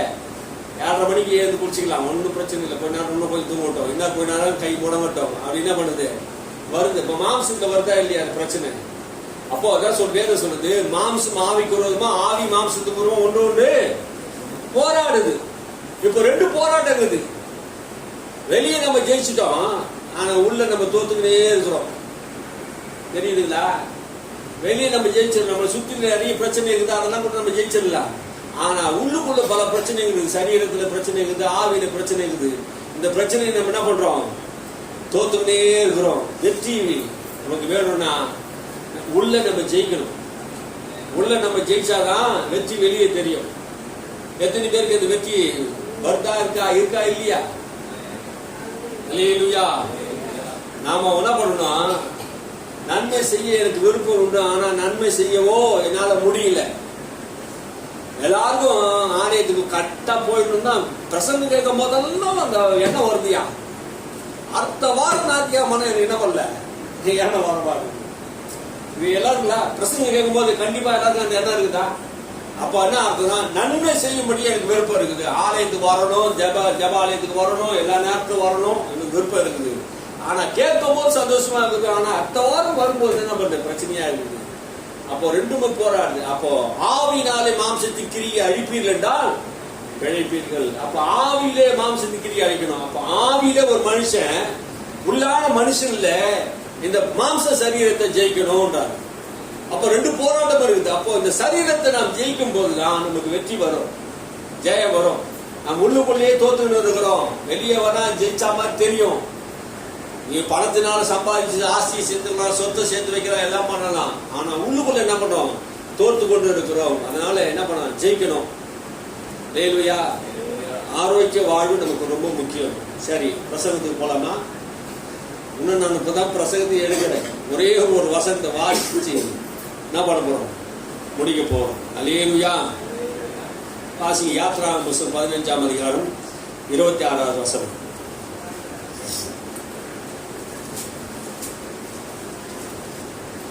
யாத்ராகமம் 15:26. நீ உன் தேவனாகிய கர்த்தரின் சத்தத்தை கவனமாய் கேட்டு அவர் பார்வைக்கு செம்மையானவைகளை செய்து அவர் கட்டளைகளுக்கு செவி கொடுத்து அவருடைய நியமங்கள் யாவையும் கைக்கொண்டால் நான் எகிப்தியருக்கு வரப்பண்ணின வியாதிகளில் ஒன்றையும் உனக்கு வரப்பண்ணேன். நானே உன் பரிகாரியாகிய கர்த்தர் என்றார். அல்லேலூயா. எகிப்தியனுக்கு வரப்பண்ணின வியாதியை ஒன்று நான் உனக்கு வரப்பண்ணி, நானே உன் பரிகாரியான கர்த்தர். எகிப்தியனுக்கு வரப்பண்ணின வியாதி, எகிப்தியனுக்கு ஏன் வியாதி ஆண்டவர் வரப்பண்ணினார்? எகிப்தியனுக்கு வரப்பண்ணின வியாதியை நான் ஒன்று உனக்கு வரப்பண்ணேன்னு சொன்னாரு. எகிப்தியனுக்கு ஏன் வரப்பண்ணினார்? அப்ப கர்த்தர் வியாதி வரப்பண்றாரா? இல்ல. அப்போ கீழ்ப்படியாமை பாவம் வரும்போது அந்த வியாதி தானே என்ன பண்றாரு, அனுபவிக்கிறார். வியாதி என்ன பண்ணுது, கர்த்தர் அனுபவிச்சிருக்காரு. எதுக்கு அனுபவிச்சுக்கிறாரு? கர்த்தர் வியாதியை உண்டாக்கல, கர்த்தர் வியாதியை என்ன பண்ணல, குணமாக்குறவரா இருக்கிறார். ஆனா எகிப்தியன் அதுக்கு கீழ்ப்படியில. அப்போ சட்ட திட்டங்களுக்கு, வசனங்களுக்கு ஒரு மனிதன் கீழ்ப்படியாக இருக்கும் போது அந்த எகிப்தின் மேல வியாதி வருது, விளைவினம் வருது. அதனால எகிப்தனுக்கு ஏன் வியாதி வந்தது, விளைவினம் வந்ததுன்னா அவன் வசனத்துக்கு கீழ்ப்படியில, கடவுளுக்கு கீழ்ப்படியில, மெய்யான தெய்வத்தை அவன் என்ன பண்ணல, அறியல. அவன் மெய்யான தெய்வத்தை அறியாம, சோத்தரிக்காம, நமஸ்கரிக்காம இருந்ததுனால, அதனால எகிப்தனுக்கு வரப்பண்ணிய வியாதி ஒன்றும் உண்மையில நான் வரப்பண்ணேன். நீங்க தேவனாய் கர்த்தரை நீங்க என்ன பண்ணிருக்கீங்க, அறிஞ்சிருக்கிறீங்க. நானே உன் பரிகாரியான கர்த்தர். நான் தான் உன் பரிகாரியான கர்த்தர். கர்த்தர் சொன்னார், என்ன சொன்னா, கர்த்தர் நீங்கள் உங்கள் தேவனாகிய கர்த்தருக்கு கீழ்ப்படிய வேண்டும். முதல்ல என்ன பண்ணணுமா? எகிப்திற்கு கீழ்ப்படியல. ஆனா உன் தேவனாகிய கர்த்தருக்கு நீங்க என்ன பண்ணணும்? கீழ்ப்படிய வேண்டும். கீழ்ப்படியாம தான் அநேக பாவங்கள் வருது. பாவமே என்ன தெரியுமா? கீழ்ப்படியாத பாவம். சரியா சொல்றாங்க. சில பேர் சொல்றாங்க பாவம், குடிச்சிட்டாங்க, கொலை பண்ணிட்டாங்க, விபச்சாரம் செய்தாங்க, திருடிட்டாங்க, கொள்ளை, அதுதான் பாவம். வேதம் முதல் சொல்லல. வேதம் சொல்றது கீழ்ப்படியாமை என்கிற பாவம். ஆமா இல்லையா? நீங்க வேதத்தை நல்லா வாசிச்சு பாருங்க. வேதம் தோட்டத்தில் என்ன பாவத்தை அவங்க செய்தாங்க? கீழ்ப்படியில. ஆரம்பத்தை நம்ம புரியணும். கீழ்ப்படியாமை. அப்போ தேவனுடைய வார்த்தைக்கு, தேவனுடைய சொல்லுக்கு நாம் கீழ்ப்படியாமல் போகும்போது அதுவே மிகப்பெரிய பாவமாகுது, குற்றமாகுது. அதை தவிர மிகப்பெரிய அநியாய அக்கிரமம் எதுவுமே கிடையாதுங்க. கடவுளுடைய வார்த்தைக்கு கீழ்ப்படிதான் மிகப்பெரிய, கீழ்ப்படியாம போறது பெரிய பாவமே. அந்த பாவத்தை நாம் செய்யக்கூடாது. அப்போ வார்த்தைக்கு ரொம்ப நம்ம என்ன பண்ணணும்? முக்கியத்துவம் கொடுக்கணும். கடவுளுடைய வார்த்தைக்கு நம்ம கீழ்ப்படியும் போது கடவுளுக்கே கீழ்ப்படிக்கிறது அர்த்தம். ஆமே, வார்த்தை எப்படி முக்கியமோ அதே மாதிரி கடவுளுடைய வார்த்தையை நாம் கனம் பண்ணி அந்த வார்த்தைக்கு கீழ்ப்படிந்து நடக்கும் போது நம்முடைய வாழ்க்கை ஆசீர்வாதமா இருக்கும். இல்லையா? அதனால சொன்னார், எகிப்துக்கு வர பண்ணின எந்த வியாதியும் உண்மையில நான் என்ன பண்ண மாட்டேன், வர பண்ண மாட்டேன். அங்க கொப்பளம் வந்ததுங்க, எரிபந்தம் வந்தது, அங்க என்ன பற்றி எல்லாமே வியாதி இருந்தது பாருங்க. அவங்களுக்கு இருள் இருந்தது. அப்போ நம்முடைய வாழ்க்கையில எல்லா சாபத்திலிருந்து நம்ம விலகணும்னா ஆண்டவர் நம்ம என்ன பண்ண காப்பாத்துக்கிட்டு வர்றார். நானே உன் பரிகாரியான கர்த்தர். நான் தான் உன்னை குணமாக்குற கர்த்தர். நான் தான் உன் ஆரோக்கியத்தை கொடுக்கிற கர்த்தர். நானே உன் பரிகாரியான கர்த்தர். அப்படின்னா என்ன அர்த்தம்? நான் தான் உன்னை உண்டாக்கினேன், நான் தான் உன்னை படிச்சேன். உனக்கு ஏதாவது ஒரு பிரச்சனைனா நான் என்ன பண்ணணும்? நீ என்கிட்ட தான் வரணும். நான் தான் உன்னை என்ன பண்ணுவேன்? குணமாக்குவேன். நான் தான் உனக்கு ஆரோக்கியத்தை வர பண்ணுவேன். உன்னை மேனுஃபேக்சர் பண்ணது நான் தான். உன்னை உருவாக்கினது நான் தான். உன் சரீரத்தை உருவாக்கினது, உன்னை படிச்சதே நான் தான். உன்னை மண்ணில் உண்டாக்கினது நான் தான். நான் தான் உன் பரிகாரியான கர்த்தர். என்னை எல்லாம் வேற ஒரு தேவன் இல்லை. என்னை சேவித்தா உனக்கு ஆரோக்கியம் வரும். என்னை சேவிக்காம போனா உனக்கு அழிவுதான் வரும். அதான் சொல்றாரு, நானே உன் பரிகாரியான கர்த்தர், நீ எனக்கு கீழ்ப்படியணும். அவரு சரியா கூறுகிறார்கள். காரியங்கள் நீங்க செய்ய வேண்டும். கர்த்தர் எல்லா கட்டளைக்கும் சட்டங்களுக்கும் நீங்கள் கீழ்ப்படிந்தா, கர்த்தருடைய சட்டங்களுக்கும் காரியங்களுக்கு நீங்கள் கீழ்ப்படிந்தா எகிப்தினை போல நோய் வர மாட்டீர்கள். கட்டளைக்கு கீழ்ப்படிச்சா என்ன பண்ண மாட்டீங்க? எகிப்துக்கு வந்தவங்க நோய் விட்டார்கள், நோய் வந்தது. ஆனா நீங்க கட்டளைக்கு கீழ்ப்படினா நீங்க வியாதிப்பட மாட்டீங்க. கர்த்தராகிய நான் எகிப்திற்கு கொடுத்த எந்த நோயையும் உங்களுக்கு வரவிட மாட்டேன். வரவே விட மாட்டார். அல்லேலூயா. எந்த நோயும் உனக்கு வரவிடவே மாட்டார். அப்போ நோய்க்கு வந்த காரணம் என்னன்னா, நீ விக்கிரக ஆராதனை செய்திருக்கிறன்னு அர்த்தம். விக்கிரக ஆராதனை என்ன அர்த்தம்? விக்கிரக ஆராதனை என்ன அர்த்தம்? நீ பழைய காரியங்களை ஏதாவது தீபார்த்தனை காட்டி, தூபம் காட்டி, செத்தவங்களுக்காக நாம் எதையாவது செய்வோம் என்றால், செத்து போயிட்டாங்க மாலி அமாவாசை அப்படின்னு சொல்லி நீ ஏதாவது செய்தீங்கன்னா வியாதி கண்டிப்பா வரும். உன் தேவனாய் கர்த்தர் ஒருவரே கர்த்தர். உன்னை உண்டாக்கின கர்த்தர் அவர் ஒருவரே கர்த்தர். ஆனா நீ மறுபடியும் செத்தவங்களுக்காக நீ என்ன பண்ற, நாள் பார்த்த, கிழமை பார்த்த அப்படின்னா வியாதி கண்டிப்பா வரும். எகிப்தின் அதெல்லாம் பார்த்தான். நாளை பார்த்தான், கிழமையை பார்த்தான், குறி சொல்றதை கேட்டான், ஜாதகம் சொல்றதை கேட்டான். அதனால என்ன போச்சு? மந்திரவாதிக்கு பேர் போன இடம் எகிப்து தான். விக்கிரக ஆராதனை பேர் போன இடம் எகிப்து தான். நீ எகிப்திலிருந்து கர்த்தர் உன்னை விடுதலையாக்கினாரு, அடிமைத்தனத்திலிருந்து உன்னை விடுதலையாக்கினாரு. உன் தேவனாய கர்த்தர் உன்னை அடிமைத்தனத்திலிருந்து உன்னை விடுதலையாக்கி உன்னை கொண்டு வந்து பாலம் சேர்ந்து ஓடுகிற தேசத்துக்கு கொண்டு வந்தா, நான் மறுபடியும் விக்கிரக ஆராதனை நான் பண்ணுவேன். மறுபடியும் நான் என்ன பண்ணுவேன்? அந்த காரியத்தை தான் செய்வேன் என்று சொன்னா உன் வாழ்க்கையிலே ஆரோக்கியத்தை காண முடியாது. பழைய ஏற்பாட்டில் இருந்தாலும் சரி, புதிய ஏற்பாட்டில் இருந்தாலும் சரி.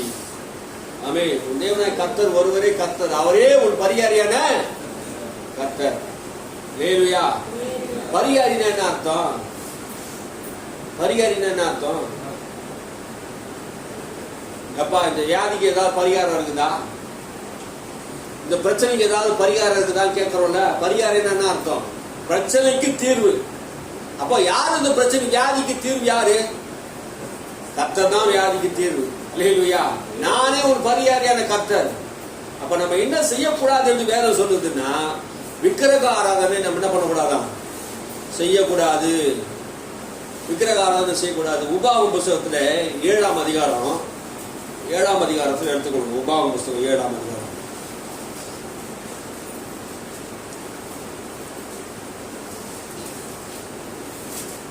1ஆம் வசனத்தை வாசிச்சு பார்ப்போம். நீ சுதந்திரிக்கிற போகிற தேசத்தில் உன் தேவனாகிய கர்த்தர் உன்னை பிரவேசிக்க பண்ணி உன்னை பார்க்கிலும் ஜனம் பெருத்த ஜாதிகளாகிய ஏத்தியர், கிர்காசியர், எமோரியர், கானானியர், பெரிசியர், ஏவியர், எபூசியர் எனும் 7 பலத்த ஜாதிகளை 7 பிசாசுகள், 7 பிசாசு அந்த ஜாதிகளா துரத்தி உன் தேவனாகிய கர்த்தர் அவர்களை உன்னிடத்தில் ஒப்புக் கொடுக்கும் போது அவர்களை முறிய அடித்து அவர்களை சங்காரம் பண்ண கடவாய். அவர்களோட உடன்படிக்கை பண்ணவும் அவர்களுக்கு இறங்கவும் வேண்டாம். அவர்களோட உடன்படிக்கை பண்ணக்கூடாது, அவர்களோட கூட இறங்க வேண்டாம் அப்படின்னு சொல்லிட்டு என்ன சொல்றாரு, எகிப்திலிருந்து ஆண்டவர் கொண்டு வரும்போது சொல்றாரு, அவரோட சம்பந்தம் கலக்கக்கூடாது. சம்பந்தம் கலக்கக்கூடாது. ரட்சிக்கப்பட்ட ஆள் என்ன பண்ணக்கூடாது, ரட்சிக்கப்பட்ட ஆளு கூட கல்யாணம் பண்ணக்கூடாது. ரட்சிக்கப்பட்ட ஆளு ரட்சிக்கப்படாத ஆளு கூட போயிட்டு என்ன பண்ணக்கூடாது, உன்னை அன்னைக்குதான் வருவா, திருவிழாவுக்கு போலாம் வா, அங்க போலாம் இங்க வா, இங்க போலாம் வான்ட்டு என்ன பண்ணுவான், அங்க திருவிழா நடக்குது, இங்க கூத்து நடக்குது, வா போய் பார்க்கலாம். அங்க போய் என்ன பண்றது, கூத்து பார்த்துக்கின்னு அங்க போய் அங்க செய்யற அந்த பூஜையெல்லாம் போய் பார்த்துக்கின்னு அங்க இருக்க கூடாது. உன் குமாரத்திகளை அவர்கள் குமாரருக்கு கொடாமலும் குமாரத்திகளை அவருடைய குமாரத்திக்கு கொடாமல் கல்யாணம் பண்ணக்கூடாது. அவர்கள் குமாரத்திகளை உன் குமாரருக்கு கொல்லாமலும் இருப்பாயாக. 2 பேரும் என்ன பண்ணக்கூடாது, அந்நிய ஜாதியோடு திருமணம் பண்ணக்கூடாது சொல்லிட்டு அதை மட்டும் சொன்னா பரவாயில்ல. இப்பதான் முக்கியமான விஷயத்துக்கு வர 4ஆம் வசனத்தை, என்னை பின்பற்றாமல் அந்நிய தேவர்களை சேவிக்கும்படி அவர்கள் உன் குமாரரை விலக பண்ணுவார்கள். ஏன் அது என்ன பண்ணுவாங்கன்னா, நீ அந்நிய தெய்வத்தை நீ பின்பற்றி போனா அவங்களோட கூட போட்டீங்கன்னா என்ன சொல்லுவாங்கன்னா, உன்னை தேவனை பின்பற்றக்கூடாத அளவுக்கு உன்னை மாத்திடுவாங்க. நீ அந்நிய தெய்வத்தை பின்பற்றும்படியாக உன்னை மாத்திடுவாங்க. அதனாலதான் வேதம் சொல்லுது, நீ என்னை பின்பற்றாமல், கர்த்தரே சொல்ல, நீ என்னை பின்பற்றாமல் அந்நிய தேவர்களை சேவிக்கும்படி அவர்கள் குமாரரை விலக பண்ணுவார்கள். அப்போ கர்த்தரை விட்டு நம்ம என்ன பண்ணுது, அந்த விக்கிரக ஆராதனை நம்ம கர்த்தரை விட்டே தூரம் போகுது. கர்த்தர் என்ன பண்ணாரு, நம்ம கிட்டி சேர்க்கிறாரு வாண்டு. ஆனா அந்த அந்நிய போதனைகள், அப்போ அந்நிய மக்களோடு நம்ம சேரும் போது என்ன பண்ணுது, இப்போ நம்ம புறஜாதியோட முறைமை பண்ணி நம்ம செய்யலாமா அப்படின்னு கேட்டா செய்யக்கூடாது. நம்ம யாரும் அது என்ன பண்ணக்கூடாது, சபையில யாருமே அந்நிய ஜாதி முறைமை நம்ம செய்யக்கூடாது. சில பேர் என்ன பண்ணுவாங்க, வியாழக்கிழமையில, வெள்ளிக்கிழமையில, செவ்வாய்க்கிழமையில என்ன பண்ணுவாங்க, கவுச்சி சாப்பிட மாட்டேன், மற்ற நாள் சாப்பிடுவேன். ஏன் அந்த வெள்ளிக்கிழமை சாப்பிட மாட்டேன், ஏன் செவ்வாய்க்கிழமை சாப்பிட மாட்டேன், ஏன் புதன்கிழமை சாப்பிட மாட்டேன், புரியுதுங்களா? ஏதோ ஒரு காரணம் இருக்குது பத்தியா, அது ஒரு அந்நிய தெய்வம் தான். அதெல்லாம் நீங்க என்ன பண்ணக்கூடாது, செய்யக்கூடாது. இன்னைக்கு ஒரு தீர்மானம் எடுங்க. அந்த தீர்மானத்தை என்ன பண்ணுங்க, செய்யக்கூடாது. அப்படி யாருன்னா அந்த மாதிரி தீர்மானத்தில் இருந்தீங்கன்னா நீ அந்நிய தெய்வத்தை என்ன பண்ணீங்க, இன்னொன்னு பின்பற்றீங்க. எங்க அம்மாவை நினைவு கூர்ந்து மாசம் ஒரு நாள் நான் ஒரு பூஜை பண்றேன், இல்ல அந்த படத்துக்கு விளக்கேற்றி வைக்கிறேன்னா, செத்து போனவனுக்கு நான் விளக்கேற்றி வச்சிருந்தேன்னா ஆகும். இது அந்நிய தெய்வங்க. இதெல்லாம் புறஜாதியோட முறைமை. அப்பாவுடைய போட்டாவோ அம்மாவுடைய போட்டாவோ இருக்கிறது தப்பு கிடையாது. ஆனா அதுக்கு நம்ம என்ன பண்ணக்கூடாது, பொட்டு வச்சுக்கின்னு, பூ வச்சுக்கின்னு, கற்பூரம் ஏத்திக்கின்னு, பூதவத்தி ஏத்திக்கின்னு நம்ம அப்படி இருப்போம்னா அதுதான் பிசாசுடைய ஆராதனை. ரட்சிக்கப்பட்டவனுக்கும் ரட்சிக்கப்படாதவனுக்கும் வித்தியாசம் இருக்கணும் பாருங்க. அப்படிலாம் நம்ம செய்தானே ஆகும், வியாதி நம்ம விட்டு போகவே போவார். அதனால பைபிள் உள்ள வசனங்கள் இப்படிலாம் சொல்லுது, நான் சொல்லல, ஆனா பைபிள் வசனம் இப்படிலாம் சொல்லுது. அப்ப என்ன பண்ணணும், இதுக்கெல்லாம் நீங்க கீழ்படியணும். இப்போ இவ்வளவு விஷயத்த சொன்ன இதையும் நான் சொல்லாத இருந்தா உன் தேவனாய் கர்த்தர் உன்னை என்ன பண்ணுவாரு, தண்டிக்காம விட மாட்டார். உன்னை உண்டாக்கினவர், உன்னை படைச்சவர், நீ அவரை தான் சேவிக்கணும், அவரை தான் ஆராதிக்கணும், அவருக்கு தான் உன் மகிமை கொடுக்கணும், அவரை தான் கனப்படுத்தணும். அவர் சொல்லுக்கு நீ கீழ்படியாம நீ போயிட்டீங்கன்னா, இஷ்டத்துக்கு போயினா, உன் சரீரம் பலவீனப்பட்டதுன்னா அது சபை பொறுப்பாக்காது. யார் பொறுப்பு ஏத்துக்கணும்? நீங்க தான் பொறுப்பு ஏத்துக்கணும். சரீர பலவீனத்தோடு நீ இருக்கக்கூடாது என்பதுதான் உங்களுடைய உபதேசமே. அல்லேலூயா. இது ஏன் வருது? காய்கறி பழங்கள் மூலமா மாத்திரமல்ல, நாம் செய்கிற கிரியின் மூலமாகவும் இது வருது என்பதுதான் நம்முடைய சத்தியமா இருக்கிறது. வாசிங்க. அப்பொழுது கர்த்தருடைய கோபம் உங்கள் மேல் மூண்டு, கர்த்தருடைய கோபம் அப்போது உங்கள் மேல் மூண்டு உங்களை சீக்கிரத்தில் அழிக்கும். சீக்கிரத்தில் அழிச்சிடும். இது நான் சொல்லல, கர்த்தர் வேதம் சொல்லுது.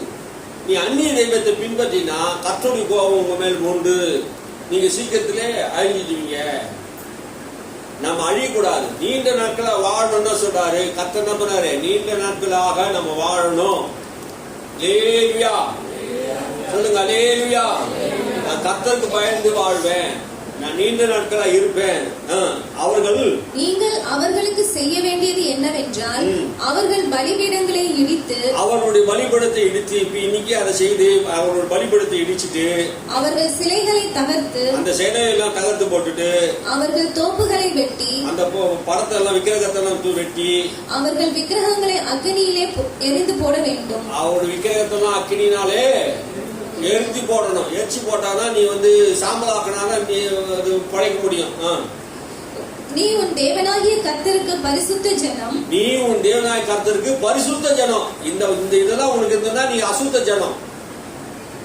இதெல்லாம் இருந்ததுன்னா நீ யாரு? அசுத்த ஜனம். உன் தேவனாகிய கர்த்தருக்கு நீ எப்படியாப்பட்ட ஜனமா? பரிசுத்தமுள்ள ஜனம். ஆண்டவர் உன்னை எகிப்திலிருந்து கொண்டு வந்திருக்கிறார். நீ பரிசுத்தமுள்ள ஜனம். ஏன்னா பரிசுத்தரை ஆராதிக்கிற ஜனம். ஆகினாலே நீ உன் தேவனாகிய கர்த்தருக்கு பரிசுத்தம் உள்ள ஜனமும், பூச்சக்கரத்தில் உள்ள எல்லா ஜனங்களிலும், பூமியில் இருக்க எல்லா ஜனங்களை காட்டிலும் உன் தேவனாகிய கர்த்தர் உன்னை தமக்கு சொந்தமா இருக்கும்படி தெரிந்து கொண்டார். பூமியில் இருக்க எல்லா ஜனங்களை காட்டிலும் உன்னை ஆண்டவர் தெரிந்து கொண்டாரு, சொந்தமா தெரிந்து கொண்டாரு, உன்னதான் தெரிந்து கொண்டார். பூமியில் இருக்க எல்லாரும் காட்டிலும் உன்னை ஆண்டவர் எதுக்கு தெரிந்து கொண்டாரு? நமக்கு சொந்தமா எதுக்கு தெரிந்து கொண்டாரு? நீ பரிசுத்தம் உள்ள சந்ததி, நீ பரிசுத்தம் உள்ள ஜனம், என்னுடைய மக்கள், என்னுடைய பிள்ளை, என்னுடைய படைப்பு. என்னுடைய பரிசுத்தத்தையும் என்னுடைய நீதியை நான் உனக்கு தரேன், என்னுடைய ஆரோக்கிய வாழ்வு நான் உனக்கு தரேன். நீ எல்லாத்தையும் விட்டுட்டு, எகிப்தில் இருக்கிறது எல்லாத்தையும் விட்டுட்டு உன் தேவனாகிய கர்த்தருடைய சத்தத்துக்கு செவி கொடுத்து அவருடைய வார்த்தை பண்ணி நீ கேட்பீனா, சகல ஜனங்களிலும் நீங்கள் திரட்சியான ஜனம் என்று, நீங்க எல்லா ஜனங்களை காட்டிலும் நிறைய ஜனம் என்று நினைச்சு உங்க கர்த்தர் என்ன பண்ணல? உங்களால அன்பு கூறலையா? நீ நிறைய ஜனம், உங்களால தான் எனக்கு ஆதரவு அப்படின்னு என்ன பண்ணல? உங்களை தெரிந்து கொள்ளல. நீங்க தான் உலகத்திலே அறிவாளிகள், ஞானம் உள்ளவர் என்று தேவன் உங்களை என்ன பண்ணல? தெரிந்து கொள்ளல. இப்ப புரியுதா? நீங்க உலகத்துல ஏதாவது காட்டிலும் நீங்க திரளான ஜனம், அதனால நான் உங்களை தெரிந்து கொண்டேன் அப்படின்னு ஆண்டவர் சொல்ல. கொஞ்சம் ஜனம் இருக்கிறதுக்கே மோசமான ஜனம் நீங்க தான், உங்களை நான் தெரிந்து கொண்டேன். ஜனம் என்று கர்த்தர் உங்கள் பேரில் அன்பு வைத்து உங்களை தெரிந்து கொள்ளவில்லை. நீங்கள் சகல ஜனங்களிலும் கொஞ்சமா இருந்தீர்கள். சகல ஜனங்களிலும் கொஞ்சம் ஜனம் தான். நீ கொஞ்சம் ஜனம் தான். இஸ்ரவேல் எத்தனை பேர் இருந்தாங்க? 70 பேரு. கொஞ்சோடு ஜனம் தான். உன் மேல அன்பு கூறணும்னு அவசியம் இல்லை அவருக்கு. நீ பெரிய ஜனம் என்று நினைச்சு உன் மேல என்ன பண்ணல? அன்பு கூறல. கொஞ்சம் ஜனத்தை கொண்டு என்ன பண்றாரு? திரளான ஜனத்தை அவரால் உருவாக்க முடியும். வானத்து நட்சத்திரங்களோட கடற்கரை மணலை போல ஆண்டவரால் உருவாக்க முடியும். உன்னை ஏன் தேர்ந்து கொண்டாரு?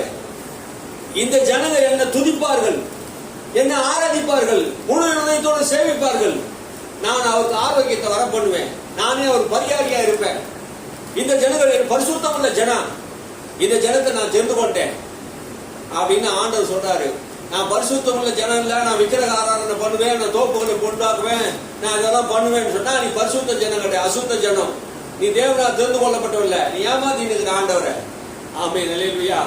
நம்ம அப்படி இருக்கக்கூடாது. பிள்ளைகளை எந்த சூழ்நிலையும் நம்ம என்ன பண்ணக்கூடாது? அப்படி இருக்கக்கூடாது. வாசிங்க. கர்த்தர் உங்களில் அன்பு கூர்ந்ததினாலும் உங்கள் பிதாக்களுக்கு இட்ட ஆணையை காக்க வேண்டும் என்பதினாலும். கர்த்தர் உங்களுக்கு அன்பு கூர்ந்ததினாலும், எதனாலும் ஆண்டவர் இந்த வரைக்கும் நம்மளை காப்பாத்துறா, கர்த்தர் உங்களுக்கு அன்பு கூர்ந்ததார். அன்பு கூர்ந்ததுனாலே அது மாத்திரம் இல்ல, ஆபிரகாம் ஈசாக்கோட என்ன பண்றாராங்க? உடன்படிக்கை பண்ணிட்டேன், ஒப்பந்தம் கொடுத்துறேன், நான் உன் பிள்ளைல நான் என்ன பண்ணுவேன்? ஆசீர்வதிப்பேன் அப்படின்னு சொல்லிட்டு இருந்தனாலே, நம்ம மேல அன்பு கூர்ந்ததுனாலும், கடவுளே என்ன பண்றாரு? வாயை திறந்து சொல்லிட்டதுனாலும், கர்த்தர் பலத்த கையினால் உங்களை புறப்பட பண்ணி, பலத்த கையினால் கையினாலே புறப்பட பண்ணிட்டார். ஆபிரகாமுக்கு ஏற்கனவே சொல்லிட்டாரு, உன் ஜனங்க 400 வருஷம் அடிமையா இருப்பாங்க, அதுக்கப்புறம் நான் என்ன பண்ணுவேன், அந்த தேசத்தை விட்டு புறப்பட பண்ணி நான் பாலும் தேனும் ஓடுகிற தேசத்தை கொண்டு வருவேன். நான் சொன்ன வார்த்தை நான் என்ன பண்ணுவேன், நான் நிறைவேற்றுவேன். வானம் பூமி ஒழிந்தாலும் ஒழியும், என் வார்த்தை என்ன பண்ணாது, ஒழியாது. ஆபிரகாமுக்கு சொன்ன ஆணையை நான் நிறைவேற்றுவேன் என்று சொல்லி நான் தான் உடன்படிக்கை பண்ணி என்ன பண்ணாரு நினைக்கிறார். அடிமைத்தன வீடாகிய எகிப்து நின்றும் அதன் ராஜாவான பார்வோனின் கையில் நின்றும் உங்களை மீட்டுக் கொண்டார். ஆகையால் உன் தேவனாகிய கர்த்தரே தேவன் என்றும் தம்மில் அன்பு கூர்ந்து தமது கற்பனைகளை கை கொள்ளுகிறவர்களுக்கு அவர் 1000 தலைமுறை மட்டும் தேவனாய் கர்த்தர் தாமே தேவன் என்றும் தம்மில் அன்பு கூர்ந்து அவருடைய கற்பனை கை கொள்ளுகிறவர்களுக்கு 1000 தலைமுறை வரைக்கும் நம்ம வரான். உடன்படிக்கையும் தயவையும் 1000 தலைமுறை மட்டும் என்ன பண்ண மாட்டாரு, உடன்படிக்கையும் தயவையும் காட்டுவார். உண்மை உள்ள தேவனா இருக்கிறார். இல்லையா, அவர் உண்மையா இருக்கிறார். நாம தான் பொய்யா நடக்கிறோம். என்ன பண்றோம், நாம தான் பொய்யா நடக்கிறோம். அவர் உண்மையா தான் இருக்கிறார்.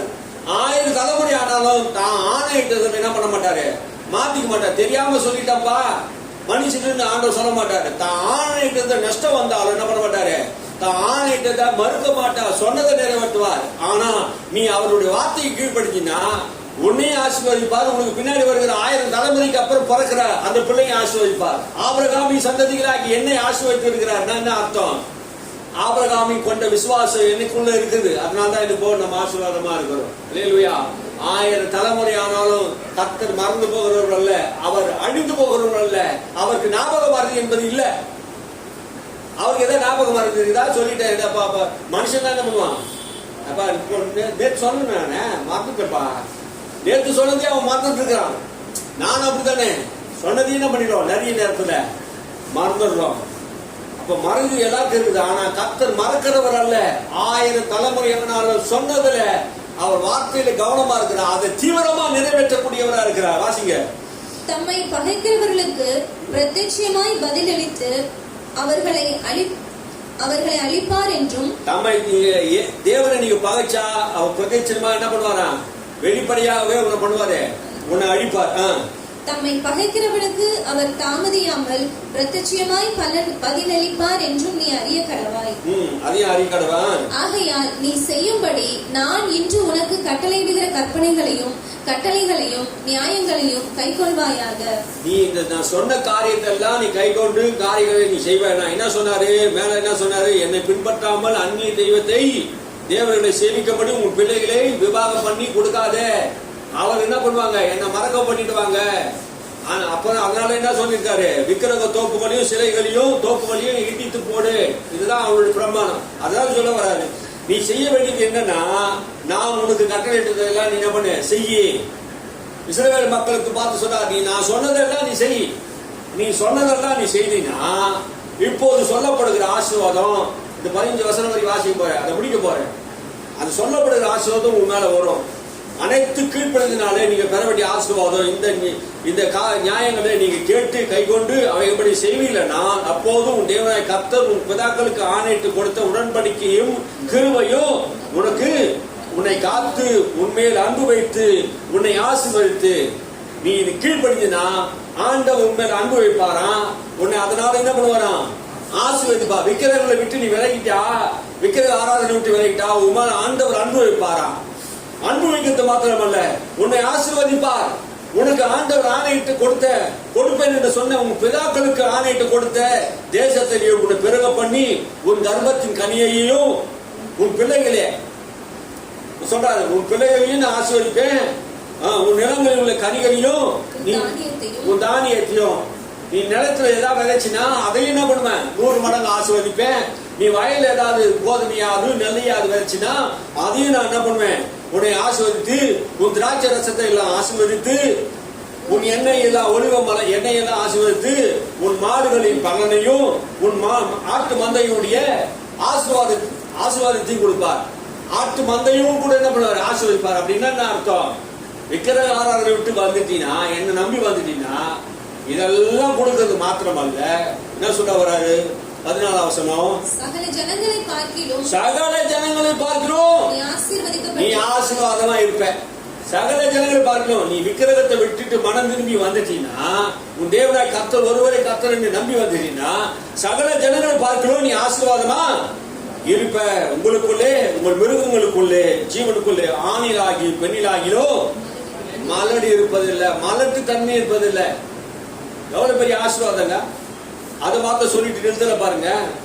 என்ன சொல்ல வர? நான் சொல்ல வந்த சப்ஜெக்ட் என்ன? 15 வசனத்தை வாசிங்க. சொல்றாரு, கர்த்தர் சகல நோய்களையும் உன்னை விட்டு விலக்குவா. உன்னை ஆசீர்வதிக்கிற தேவ மாட்டா. உன் வாழ்க்கையை மாத்திரம் ஆசீர்வதிக்கிறது இல்ல, உன் வாழ்க்கையில சரீர சோத்தையும் கொடுத்து கர்த்தர் கொடுக்கிறார். என்ன சொல்றாரு? கர்த்தர் சகல நோய்களையும் உன்னை விட்டு விலக்குவா. உனக்கு எவ்வளவு வியாதி இருக்குது, எல்லா நோய்க்கும் சகல பரிகாரி கர்த்தர் தான். உன்னை சகல நோயை விட்டு உன்னை விலக்குவா. உன்னை விட்டு விலக்குவார்ன்னு அர்த்தம், உன்னில இருந்து பிடிக்க தூக்கி போடுவார். ஒரு வியாதி உன் மேல ஆளுகை செய்வதில்லை. நான் சொல்றேன், கர்த்தர் சொல்றார், நீ தேவனாய் கர்த்தர் ஒருவர் மாத்திரம் சேமிப்பேனா, இனி என் தேவன் ஒருவருக்கு மாத்திரம் நான் எனக்கு ஆராதனை செலுத்துவேன். விக்கிரக தோப்புல நீ எடுத்து போட்டுட்டு என் சரீரத்தில் நல்ல ஆரோக்கியம் வேணும் ஆண்டவர் எனக்கு தாங்க அப்படின்னு கேட்டீங்கன்னா, இந்த வசனம் சொல்லுது, கர்த்தர் சகல நோயையும் உன்னை விட்டு விலக்குவார். அல்லேலூயா. சகல நோயை உன்னை விட்டு விலக்குவார். அதான் சொல்ற, சகல நோயை உன்னை விட்டு விலக்குவார். உனக்கு தெரிந்திருக்கிற எகிப்தினுடைய கொடிய ரோகங்களும் ஒன்றும் உன்மேல் வருவதில்லை. ஒரு ரோகம் கூட வராது. ஒரு சின்ன தலைவலி கூட உனக்கு வராத அளவுக்கு என்ன பண்ணுவேன்? உன்னை பாதுகாப்பேன். உன்னை பகைக்கிற யாவர்களும் நீ ஆண்டவரை மட்டும் நேசித்து வந்துட்டீங்கன்னா, உன்னை யாராவது பகைச்சா அவன் மேல இந்த வியாதி வரும். லேலுயா, லேலுயா. எவ்வளவு பெரிய ஆசீர்வாதம். உன்னை யாரும் பகைச்சிட்டா கூட இந்த வியாதி எல்லாம் அவன் மேல வர வைப்பேன்.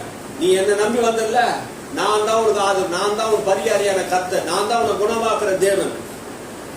விக்கிரக ஆராதனை சாபத்தை விட்டுட்டு என்ன நம்பி வா. நான் உன்னை என்ன பண்ணுவேன்? உன் குடும்பத்தையும் தொழிலையும் எல்லாத்தையும் நான் ஆசீர்வதிப்பேன். வியாதியும் உன்னை விட்டு விலகிடுவேன்.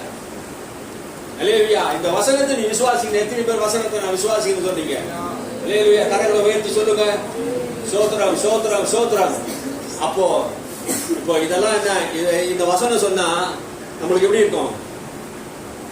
இதை செய்யாதவங்களுக்கு இன்னும் நம்ம கர்த்தருடைய வார்த்தைப்படி செய்யணும்னு ஆசை வரும். அதை ஏதாவது புஸ்தகம் நம்ம செய்தவருக்கு இது மனசுல நம்புறோம், வருத்தம் வரும், குற்றம் வரும். அந்த குற்றமும் வருத்தமும் நமக்கு இருக்குமானா அதை எடுத்து போட்டுட்டு என்ன பண்ணணும்? மனம் திரும்பி மறுபடியும் தேவனாய் கர்த்தரிடத்துல ஒப்புரவாகி, இந்த காரியத்தை நான் இனிமேல் செய்ய மாட்டேன், இதுக்கு காரணம், இந்த வியாதிக்கு காரணம், என் பலவீனத்துக்கு காரணம் இதுதான் அப்படின்னா, இந்த சேனல்ல பார்த்துட்டு இருக்கிறவங்களுக்கும் நான் சொல்றேன், கர்த்தர் உன்னை குணமாக்கணும்னா, வியாதியில சுகமாக்கணும்னா, விக்கிரக ஆராதனை விட்டு வெளியே வா. ஆண்டவர் உன்னை குணப்படுத்துவார், சுகமாக்குவார். தேவனாய் கர்த்தர் ஒருவரே கர்த்தர், அவரே ஒரு பரிகாரியான கர்த்தர். எகிப்துக்கு வரப்பண்ணின எந்த வியாதியோ உன் மேல என்ன பண்ண மாட்டாரே, வரப்பண்ணு கர்த்தர் சொல்றார். அல்லேலூயா. எழுந்திருப்போமா? ஹல்லேலூயா.